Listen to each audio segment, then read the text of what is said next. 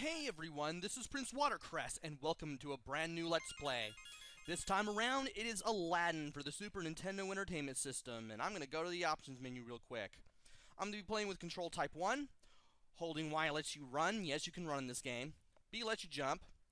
A lets you throw apples. And R lets you hover with the parachute while in midair, and I will go into a little bit of detail about that when we play through the game.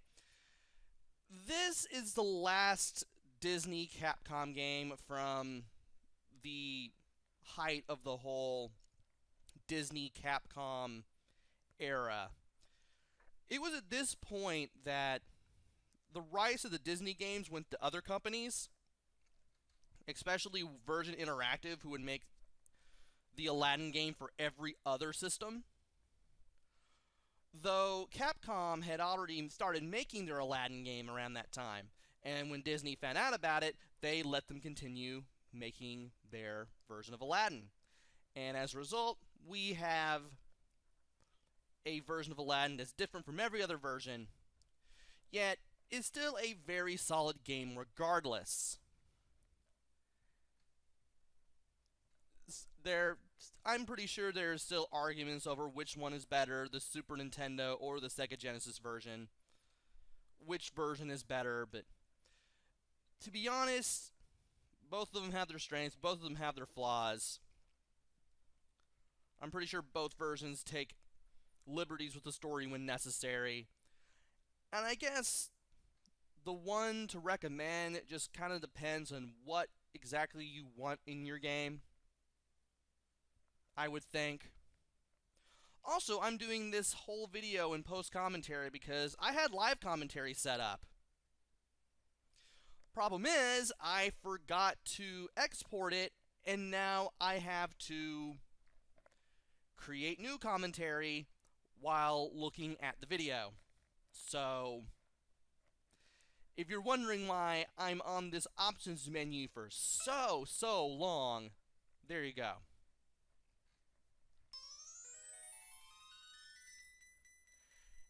And I actually spent more time on the title screen explaining stuff. I know for a fact that I was mentioning that I had seen several people play this. I know One Credit Classics did a one credit clear of this game, though they did not find all of the red jewels. And I know that Austin and Travis of Super Vidya Brothers also decided to give this game a shot on the Super NES Classic. Yes, this game is on the Super NES Classic. So now as you've seen the demo and what you're kind of going to be dealing with in all the stages, after the first demo, you get an alternate title screen where you see the genie and you hear a 16-bit rendition of Never Had a Friend Like Me, which took me back when I was doing the live commentary, because I didn't expect the game to do this. Then I start the game. Action's pretty simple. You run, you jump on enemies' head to bop them as well as vault over them. You can bounce off poles in the ground. You can basically vault off the top of those. You can swing on poles and get to where you need to go. You collect gems. You collect apples that you can throw at enemies to stun them by using the A button. You can bounce off the heads of the guys who are sticking their heads out of the window so you can get to where you need to go. It's a very interesting game and it controls very well. It's an altogether solid game from what I tried out, and it's wonderful. I should definitely go into how to swing off these things. I know that if you hold up while swinging off the poles here, you can get some extra height, especially when you time your swing right. Also, you can hang off ledges just by getting close to a ledge and holding up on the control pad. You can keep holding it to pull yourself up onto the ledge. And this little scroll thing that I just picked up is actually the parachute. When you're in midair, hold the R button, assuming you're using Control Type 1, and you'll be able to parachute your way further to the right and extend the length of your jumps. By jumping onto the tops of treasure chests, you can open them to find things such as bread that restores 1 unit of health, chicken that restores all units of health, and even red gems with hearts in them, which, when picked up, increases your maximum hit points by 1. Up on that platform I just got on was a extra life. It was a lamp with the word 1 up above it, and picking up gives you an extra life. Also to the right of that was another red gem, or red jewel rather. I should be calling them jewels. Collecting 100 green jewels will give you another maximum hit point for your hit points. It basically brings your maximum hit points up by 1. But once you bring your maximum health all the way up to 10, you can start getting lives from collecting gems or jewels or whatever it is you call them. I'm definitely going to start calling them gems and jewels interchangeably. I don't know why. But as you're collecting gems or jewels, the green ones will be worth 1 and the red jewels will be worth 3. Here's the thing about the red jewels, which I'm backtracking for in case I manage to miss any, which I thankfully find out I didn't. While the red jewels are worth 3 green jewels, there are a limited amount of them throughout the entire game. Matter of fact, I believe there are 70 of them in all, and if you collect all of them, you get the better ending. You always get a good ending no matter what, but there's a better ending if you collect all the red jewels, which you have to do in one sitting, because the passwords do not save your progress of all the red jewels that you've collected. So if you want the best ending, you have to go through the game and find all the red jewels in one shot. I should probably talk about the enemies. You have the snakes, obviously, that you can just bounce off of while they go up and down in the pots there. You have the archers who will kind of track where you are. Thankfully, you can kind of move away from the arrows. There's a chicken that restored the entirety of your health in case you pick one up. Up there's another red jewel. Definitely want to pick that up. There were the guards that chased after us. Thankfully, you can just stun enemies by throwing apples at them with A. And once we go past this point, we can't go back. So we need to be very careful. We need to run off this here and use the parachute to get that red jewel. Make sure Aladdin touches it, not the parachute, because if the parachute touches it, it won't count. And if you drop down here, you can't go back. So you only have one shot at that red jewel. Anyway, by moving past that sign, we go to the next section, and because we found the scarab in the chest, we're able to play a minigame. There is a scarab in a chest every once in a while, and you want to pick it up as it's flying around once it flies out of the chest, so that way you can go to the break time bonus game. Press the button to get this wheel spinning. Whatever the genie is pointing at will be what you are going to land on. Stars will give you continues, the heart will give you an extra hit point, and the 1-up and the 2-up will give you extra lives. That is... what's the word? Respective to the value that you landed on. And if you land on the genie head, I think you get 3 extra lives. I'm not sure. But I landed on a star. We get a continue. Continues are always good. Thankful, from what I could tell, the game is probably going to be hard, but it's not going to be, like, super hard or anything. But anyway, here we are in the next section. We're jumping on jars like we always have. These jars will sometimes carry stuff, sometimes they won't. If you find apples, pick them up. They add 10 apples to your apple count. Sometimes you'll find bread, sometimes you'll find chickens in them as well.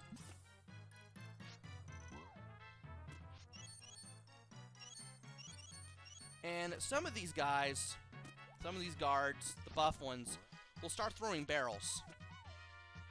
If you get close enough to them, they will throw them, but if you stun them with an apple, they won't be able to throw them, they'll just drop them. And there's another red jewel, kind of easy to miss. And guess what? It's a Donkey Kong section right here. Throw an apple at the guards to stun them, so that way they drop their barrels. And then, you can get past them with relative ease. They act much like they did in the first level. Want to be careful going down here. There is an archer. Thankfully, there is a chicken in the chest in case you lose any energy up to this point. And I almost considered swinging over here, but thankfully, I stunned the guy first. Then swing off this, then parachute, then land on the guy's head and vault off. Also, be sure to go down here if you need jewels. You'll be able to find 3 green ones here. Watch out for that guy. You cannot deal with him, though you can deal with the guy here. Probably should have stunned the guy first. There's another 1-up, thankfully.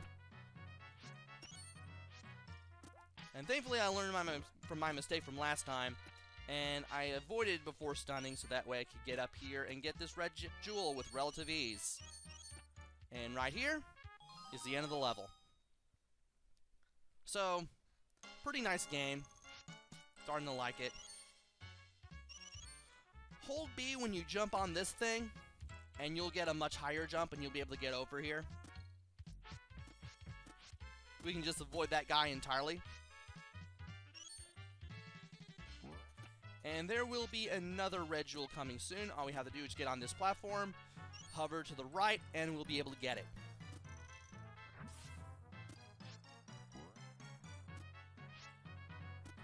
Want to avoid this guy. Stun this archer if we need to. And let's go ahead and see what's in this jar here.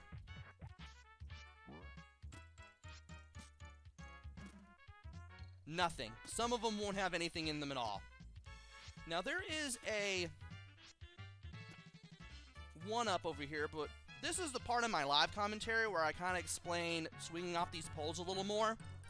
Basically, when the instant that Aladdin is in this position where he's got his stomach arced up like that, the instant he reaches that position is the moment you want to jump to the left or to the right or up and left or up and right or whatever direction you want, because that's how you're going to get the best jumps. There is a timing to this after all. Once you get it down pat though, this game becomes a little bit more enjoyable. Also, I mentioned the 1-up down here. Let's use what we've learned to get back up there with relative ease. And if you need health, there's some bread down here. So let's go grab it because I want to be as close to the top of my health as I possibly can. I want to be on top of my health. There's another red gem, and we got these swinging platforms. You can hang off of these, but it is the hardest thing in the world to do. I try to pull it off here. I accidentally grab onto this one. I try to time it so that way I can grab onto the platform to the left. Not to the left, but to the right. So that way I can hang onto the platform and get the red gem. I somehow fail to even jump. It's a good thing I die because I can explain 2 things. 1, if you collect a red jewel and then die, you don't have to worry about it respawning. A green jewel, like right there where I picked up that first red jewel in this section, a green jewel replaced the red jewel that was there. So once you pick a red jewel up, you'll never have to worry about picking it up again. The second one, and this is some really good timing here, by the way. That 1-up we picked up earlier respawned, so we can get it back if we need to, which is really good. So if you know where to find 1-ups, especially early on in the game, what you can do is get like some 1-ups, or at least one 1-up. Lose all your health, get sent back to the beginning of the stage because or the section that you're in rather, because there are no checkpoints. And you can go ahead and grab jewels all over again. And because of all the things that I just mentioned, I felt perfectly happy dropping down to get the red jewel and dying, starting all the way back here, and going gem collecting again, and getting that 1-up back too. Got 100 jewels there. That allowed me to bring my maximum hit points up to 5, which is awesome. Now to get that 1-up back, and then I'll be at 5 lives again. In case I haven't mentioned it, I'm probably sure I have. When you collect 100 jewels, you add 1 unit of health to your maximum health, and the maximum you can have is 10. Once you have the maximum 10 hearts for your health, collecting 100 jewels gives you lives. That's when you have to get 10 hit points first before the jewels give you lives. Thankfully, because of how the game works, that can be pretty easy to do. Especially when you're this early in the game, where I showed off where 1-ups are. And you can just keep getting hit points all over again. Now, if you grab onto that towel, you'll pretty much shimmy down that rope there. This one is okay to do. All you have to do is just jump into it, Aladdin will grab on, and you'll slide down. Now, there is another one right after this. There's a chicken there if you need it. This one, you don't want to slide down, because if you do, you'll miss out on this red gem. This is the 10th and last for stage 1. There are 10 red jewels in every stage. And the game tells you how many you picked up at the very end. And had I held right after jumping off that guard's head, I would have been able to get those jewels. Oh well. So here we are with Abu, who runs through the stage with the quickest of ease while we have to do all the work. It's like that every level we go into. And this is pretty darn simple. Also, I can't believe I ran right into him.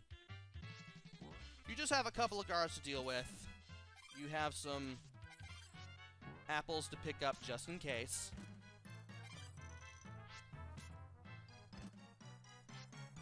And once you go past this barrel and go all the way to the right, you'll see this guy with a sword, probably a merchant, an angry one at that, with a sword. When he gets close enough to you, he will swing his sword at you.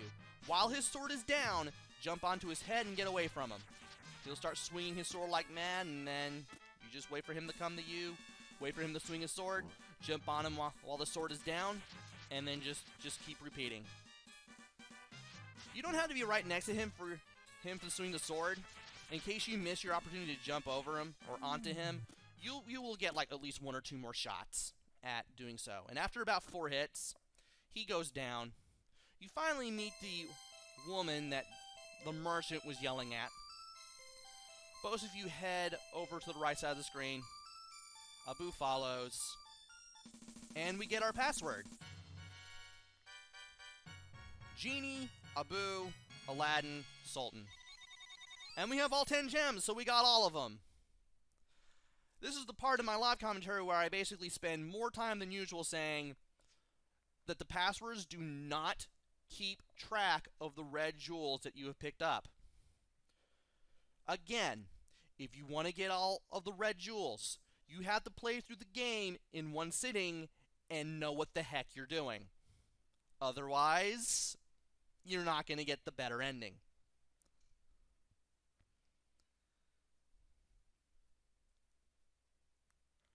The passwords will take you back to where you left off, but again, it doesn't keep track of red jewels.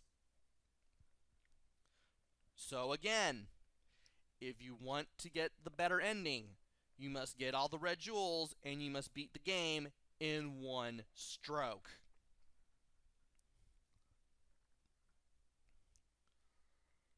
And man, just looking at this and hearing this and seeing this and just doing all this in post-commentary makes me wonder what other games Capcom could have done later on with Disney franchises had they not lost their rights. Oh well. But anyway, we get a rather high-quality cutscene for an early Super Nintendo game where Aladdin meets the woman whose name is Jasmine. They head to Aladdin's home, or whatever passes as Aladdin's home, high above the city. They talk about themselves. They talk about their futures. Then they are found by the palace guards. Aladdin gets dragged off to the dungeon, and Jasmine gets dragged back to her father, the Sultan. Which means that Jasmine is a princess. Aladdin is thrown into the dungeon. All he can think about is Jasmine.